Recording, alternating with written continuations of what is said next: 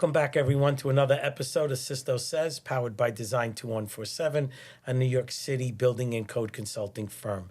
Today, I have Ann Holford Smith from PBDW Architects. Ann, thank you for coming in. Thanks for having me. I appreciate it. So you're the second guest from your firm as a partner. Matthew Muller has been on the show before, and we talked a lot about preservation and landmarks, but we go back together a long way. We've worked on a lot of projects together. We thank you for that. Go far back with Sam. Yes. With Sam White. And I understand he still comes in a couple of days here and there. He called me a few weeks ago. Yeah. All the best to him. Been a mentor of mine. Great architect, great man. So tell us a little bit about, I before you came on the show, we chatted a little bit, and I appreciate that. Your world is a lot having to do with landmark preservation. That's really a big part of what you do at the firm. But tell us a little bit about this role that you had for the last 5 years, being directly involved with the Landmarks Commission. So tell us a little bit about that. So I had the great privilege of being selected to serve on the Landmarks Commission. Oh, congratulations. So there are 11 commissioners. The chair is the paid position, and then the other 10 are volunteers. And so we're selected for one representative for each borough. Okay. And then one architect, at least one person in real estate. So different sectors are all part of the group. Yeah. And so, whenever a project goes to a public hearing, that's when the commissioners view the materials and make decisions on whether it's appropriate or not. Well, that's, so first of all, kudos to you that it's non-paying and you take the time to do it, because I always say it's easy to write the check. It's tough to give your time. So obviously your passion for landmark preservation is there. So you must see some pretty interesting things, because more and more districts here in New York City seem to be starting to get added, as they should be, because there's so many beautiful pockets of New York City that weren't really landmark or historical areas, but now they are, or they're on the calendar to become that. Right. So tell us a little bit about that process, because people always ask me, how do I get my building to be a landmark? Oh my God, I don't want my building to be a landmark. So you get both ends, right? Of course. So tell us a little bit about that, because I don't know if the audience, everyone really knows that. Sure. So you can petition the commission to have your property or your neighborhood designated. You submit an application for evaluation, and then the staff, this amazing staff at Landmarks, reviews it. They go visit the sites. And they must go through historical records. Yes, they want to see if it's a house or a building, how close it is to the original, how intact is it? Right. And the same thing for a neighborhood, is it still pretty much right? Is it still pretty much in that state of its true history? Right. And they do that all internally, and then once they make a determination, does it go back to a board, the community board? Tell us a little, because one of the things that I learned on this show, and it's been amazing having such great subject matter experts to come in, is that, with zoning as an example, I didn't realize how powerful the community board and the borough president was in all the decisions. You think it's CPC, but in reality, a lot of it is done because they have that major vote to say nay or yay. And so tell me a little bit about, once they get all these facts together and they put this package together and say, hey, here's the history, the building looks great, it's in its original state, it's got all the makings of the famous architect, the famous whatever it is, how do they then decide how to move it forward? Well, you definitely want to get buy-in from the owner or the community, because otherwise it's just sort of an uphill battle. Sure. So there's a lot of discussions with the community, meetings with neighbors, a lot of neighborhood associations, and sometimes the neighborhood association is the one who is actually petitioning right. for it. Yeah. So there's a lot of community input, and then when the evaluation is made at the staff level that this is worthy, then the property or the district comes to the commission to be calendared. Right. And then, so that's always been, because on the building departments, and that's always important because once it's calendared, then the building department, you're stuck in that limbo. What do they do at that point? Can they act on it without getting a landmark approval? Or now you're in this hold pattern. So could you tell us a little bit about that? That once it's calendared, it doesn't mean it's landmarked, Right. it's just being reviewed. Right. Everything has to go through public review, so you have to give notice. You can't just all of a sudden say this is a landmark building. Right. So that's the process, and Landmarks does understand that there is sort of a limbo at when a property is calendared between that and making it actual designation. So they try to expedite that. So there's So that it happens rather quickly before somebody demolishes the building. Well, Which I've heard nightmares and horror stories about things like that. yeah, it seems to have been worse in the past. Right. But, Well, yes. I think today, just to talk about that a little bit, we started a job the other day, and it's a beautiful building. It's landmarked, and we're going through the historical records, and it's amazing how some records in this city are so beautiful. How it's organized, the I-cards, the landmark side of it. And then you may go to buildings and not find anything, but somewhere else in New York City, there's photos, there's something. I mean, if you really are a good detective, you could find a lot about a lot of buildings without even going to the building department, which to me is amazing. I think you find more information not at the building department. You go to the municipal archives, Correct. Libraries. There are lots of resources. There was an old timer. Tax photos. Right. There was an old timer that he was like the king of that. And Christopher Gray. Yes. And he had so much value to architects. did. It was crazy. And yet I think that I know with everything being digital today, I hope that we don't lose those things because they're so valuable. Yeah. Well, no one really has filled the gap. And it could be because things are digital now. You could find things more online. But yeah, you kind of have to do your own research now. Yeah. And when you're doing it, it also, we become lazy because we go to this place and we type in what we want and we get instant satisfaction. But if it's not there, then we don't know where to go anymore. We're back in the day, you knew. It was like, okay, I'm going to Manhattan. I got to go to archives. I got to go to the DOB. I got to go to landmarks. And you went to 6 or 7 different places until you found that one little piece that you needed. And that was the difference between getting your job approved sometimes and not getting it approved, or obviously getting through landmarks. Yeah, we have an example of that because we did a project that recently completed the Fifth Avenue Hotel. Yeah. Where we designed a tower. It's a sort of a late McKim-Eden White building, bank building, with a 1-story little building annex next to it.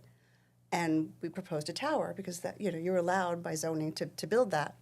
But landmarks, they sort of pushed back because it was it's a fairly tall building next to the bank.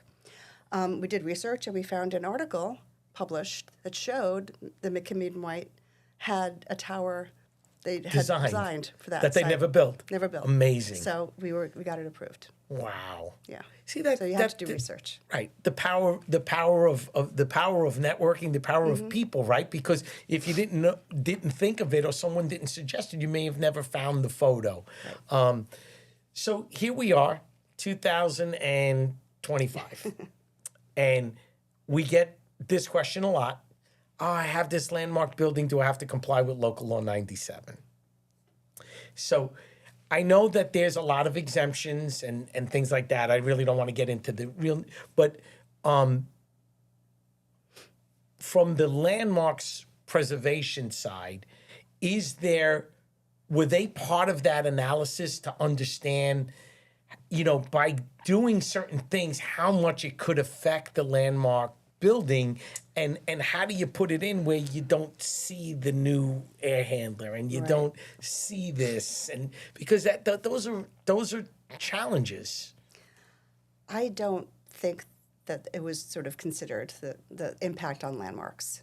I think one thing that's really tricky is you have a historic building you might be doing an exterior restoration, but you're not touching the inside. Correct. And if it's a masonry building, how do you make it comply Right. without taking the plaster off the inside and insulating, which Correct. is a whole different scope that the owner is not, wasn't planning on doing. Exactly. So I think that those exceptions, are for reasons like that. And that's, we've done some really great stuff that I've always been amazed at.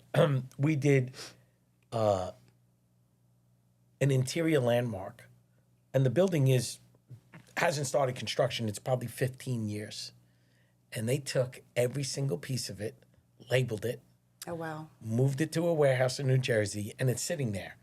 And the project, it's in Queens. It's the old RKO movie theater on Northern Boulevard, and it's still there. Yeah.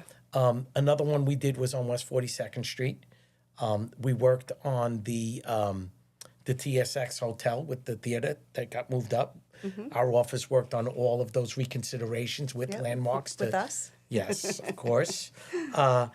Amazing project. Yeah. Amazing project. I mean, if you really would love to read some great articles, you could look it up, TSX Hotel, and PBDW did the project, and you could see the work that your office put in with ours, with everyone else, Big Paul team. Boardman, the entire team, to just conceptually think about raising a theater. And there's many documentaries out about how they did it.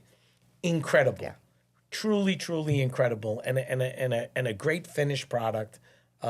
Just an amazing project. So, what else is new in landmarks?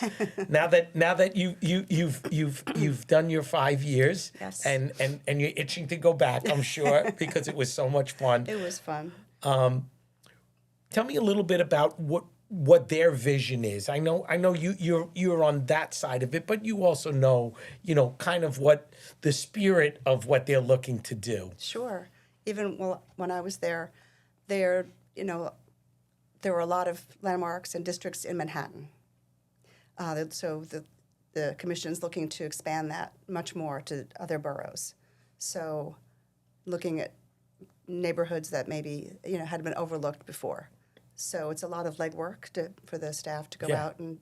I could think of a bunch. Well, you can send that your request for evaluation. And Well, because you think of the you think of like in Brooklyn, you think of Cobble Hill, you think of Park Slope, you think of parts of Greenpoint here next to the church by St. Mary's. There's all the landmarks there, but then you'll go off on another block and you go, wow, these are just as beautiful as the ones that are over there. So how do you distinguish that, right?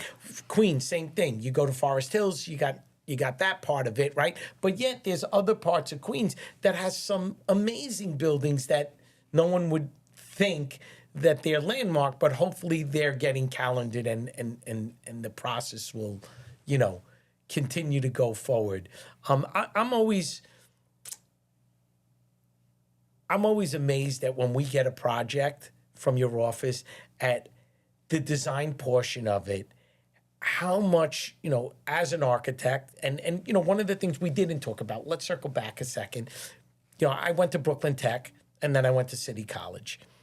Never became an architect, found my passion in code consulting, expediting construction. I just love that part of it, but I love the people part of it. I love to go to the building department. I love the camaraderie of everyone down there, the plan examiners. Everybody was helpful. I know most people don't think that's true, but it is true.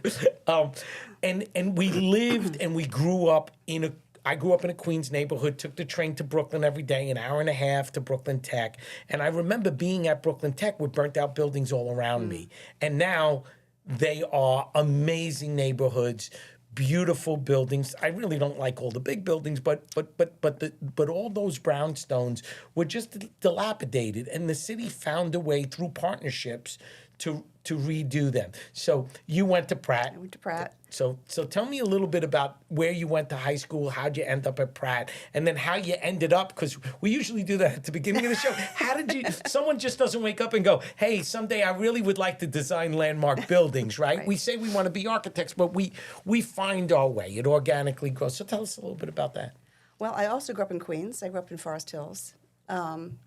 And I think just a lot of it has to do with my parents. We used to go on family trips, and they were always to historic places. Oh, that's great. And I think that just instilled in me a love of history and these old buildings. And I always sort of, liked to draw. And I had an uncle who was in the interior design business, and he had gone to Pratt. Oh, there you And go. so you followed in the I kind of footsteps. followed him there. And so when I was at Pratt, it was in the 80s, and so it was kind of a rough time in Me too. Bed-Stuy.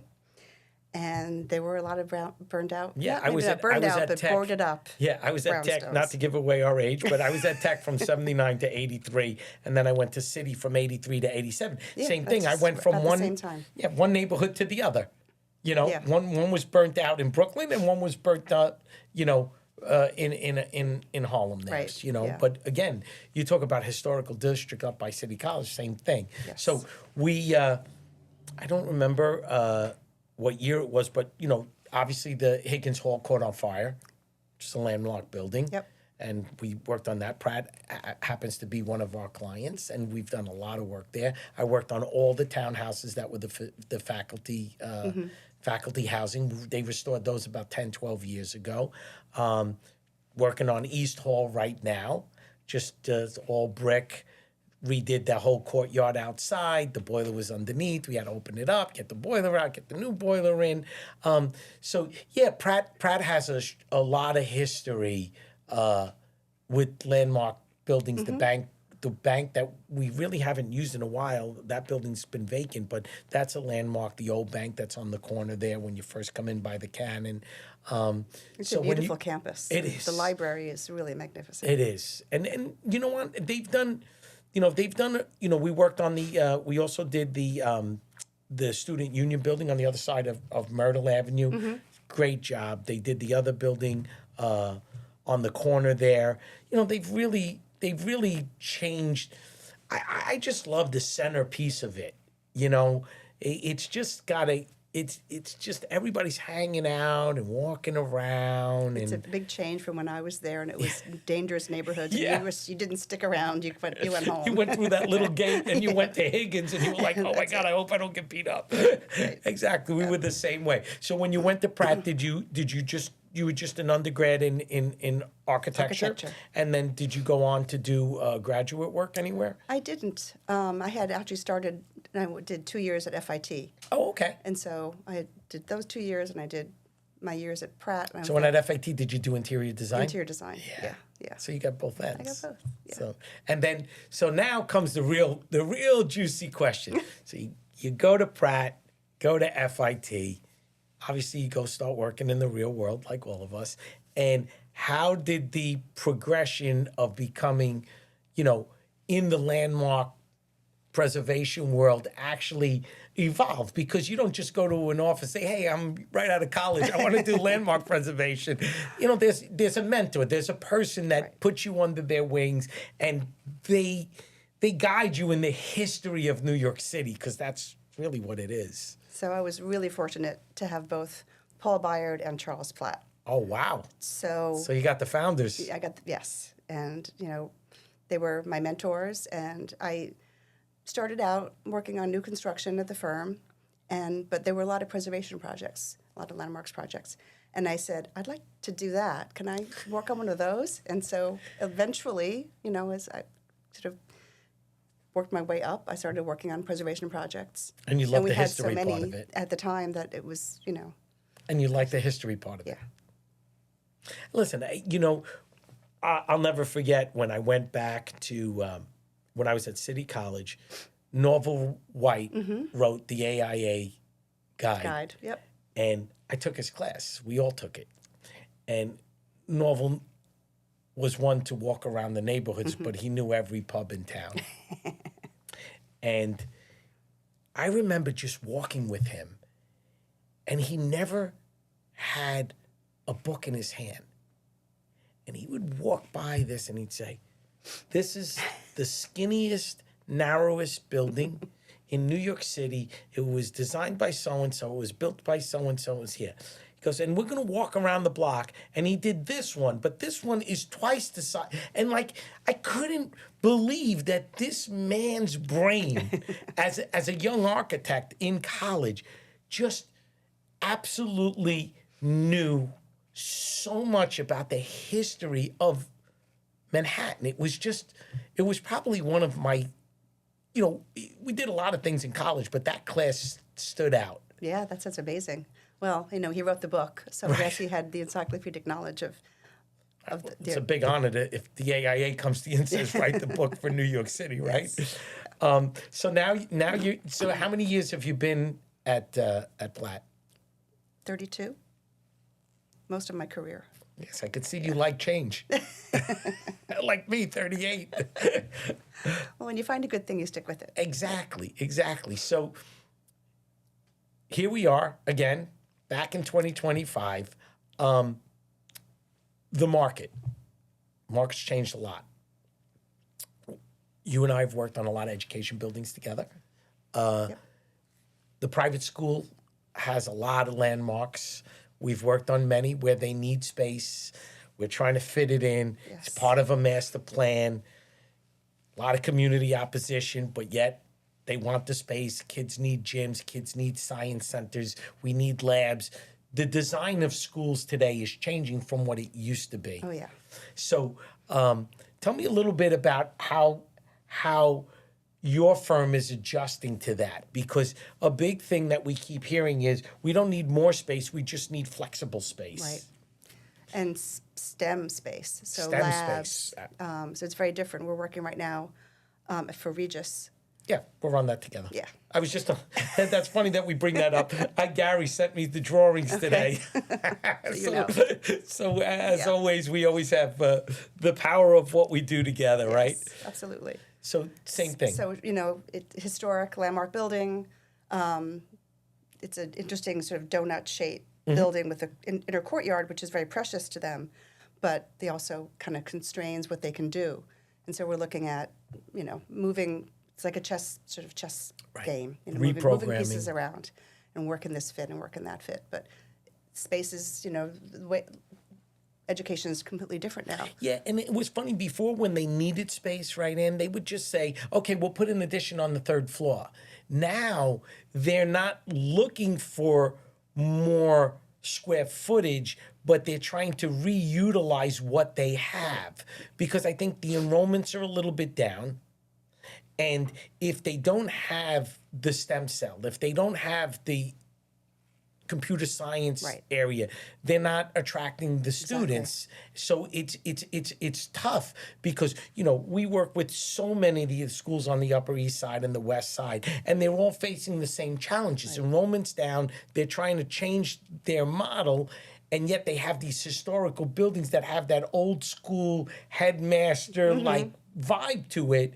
But that's not what's appealing to the children now. Right. I think it's appealing to the parents. You want to have that legacy, that history of a great old institution, but you have to have the modern technology. And we're noticing that also in colleges. Yeah. We're noticing that the spaces there also are more free flowing, can be repurposed for 3 professors in one office versus each professor having an office. Right. And yet they're also talking about, they don't want to spend $50 million on local law 97 because no one could put a plaque on the new building and say, hey, I donated the money. Nobody wants to give them $50 million to bury pipes under the ground. That's always the challenge. Huge People don't want to give challenge. money for things you don't see. Right. So you have to balance that with the renovations that have a visual impact and impact to the students. And Regis is going to be it's a magnificent structure. It I remember is, going there as a kid when I took the test, and I chose to go to Brooklyn Tech because I wanted to be an architect. But it was a fabulous building then, and I know we've done some small projects already, Right. And we have more on the horizon. So they seem like they have a pretty substantial master plan going forward. So we did a master plan. And as public schools do this, they try to bite off little pieces that they can do over the summer. Well, they gotta raise the money. And to they raise need the money, and they need the space. and they can't. They can't do it all at once, and they right? can't close the school. Yeah. So we often have these little sort of bite-sized projects that we do in the summer, but we're Which is looking to do standard. larger project with this renovation with the new STEM classrooms. It's a much larger. And how many project. STEM classrooms are they trying to add? I mean, it doesn't have to be exact. Yeah, I think, half a dozen. Wow, that's a lot. And there is, reconfiguration of offices and sort of breakout spaces for collaboration. Like I said, these flexible spaces that Yeah. everything now is a room. Like you have a series of offices or a series of classrooms that doesn't So when work today. you're designing those spaces, obviously you're not trying to touch the facade. It's not an interior landmark, correct? It's just an exterior. Correct, yeah. So there's a lot of flexibility, but you would tend to think that that's not so bad. But then you start thinking stem cells, and you got hoods, and you got this, and you got that. That the mechanical portion is really the toughest part of it. Is that correct? Yes, and also you're having to deal with the existing structure. Right. So, you might want a much taller ceiling than there is, to have these spaces. So you have to kind of work around that and put the best spaces where, would have the most flexibility to accommodate things like hoods and things. Absolutely. So, a good friend of mine came on one of my very first shows, and it's never never like to put anybody on the spot, but we're going to put you on the spot.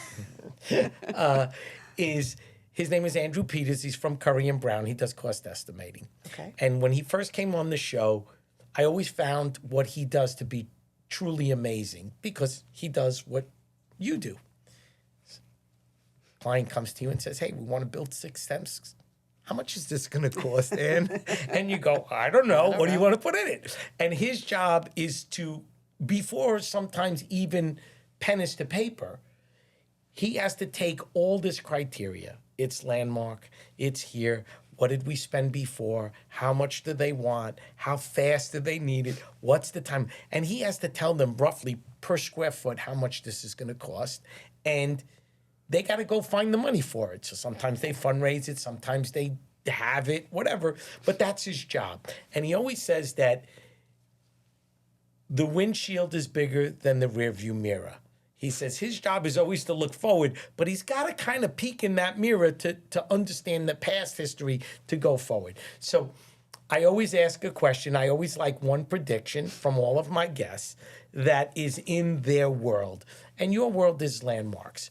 If you were to set a goal for landmarks, what do you think they should do or want to do, you may already know it, that can really continue this legacy that they have, which is tremendous, to continue to preserve structures and neighborhoods in the 5 boroughs?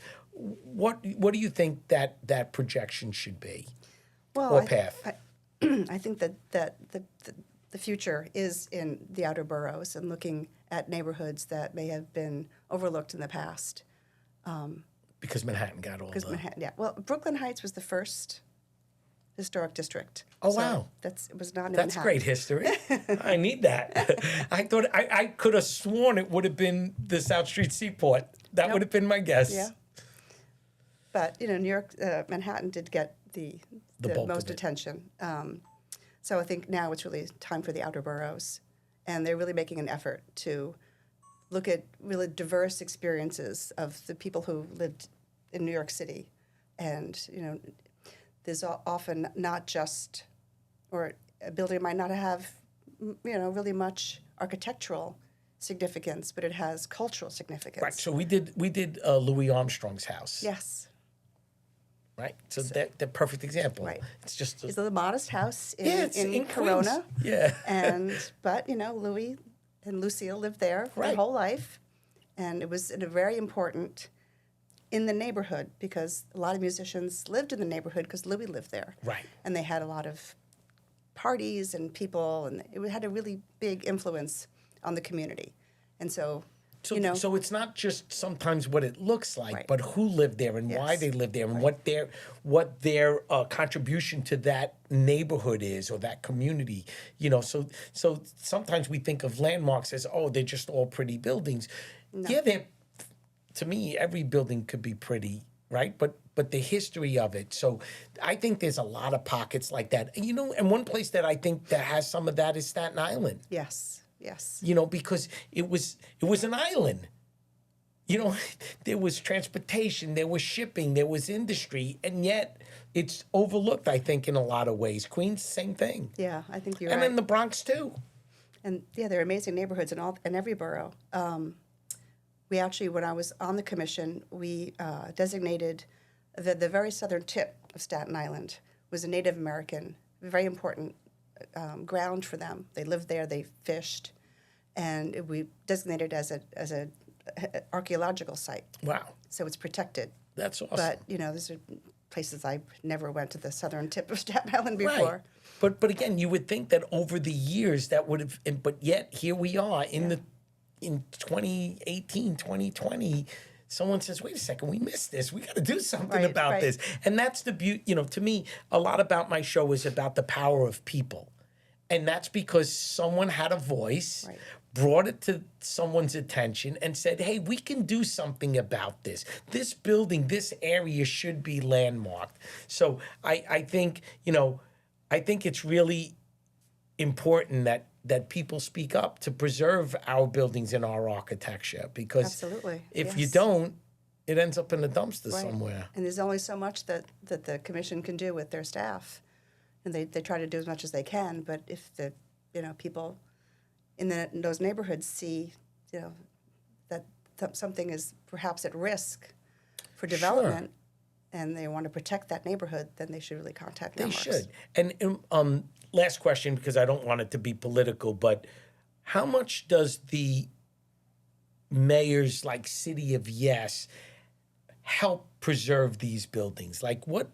Because I would tend to think that an administration has some say in it, not about which building or what, but that their goal is to preserve more, not to do less. And how much funding can they give Landmarks to help that? So I would love to know the answer to that. I'm not sure I know the answer yet, because City of Yes is so new. Yeah. But I think trying to keep neighborhoods dense and not sprawling is very important. And the reuse of buildings rather than tearing them down. So adaptive reuse, Without a doubt. office to residential, allowing residential in former manufacturing zones like the garment district, which we which want is to its whole, it's its own. They're going to rezone the whole thing, and that's going to happen because, like you said, you walk down the streets and you look around, and they're partly occupied.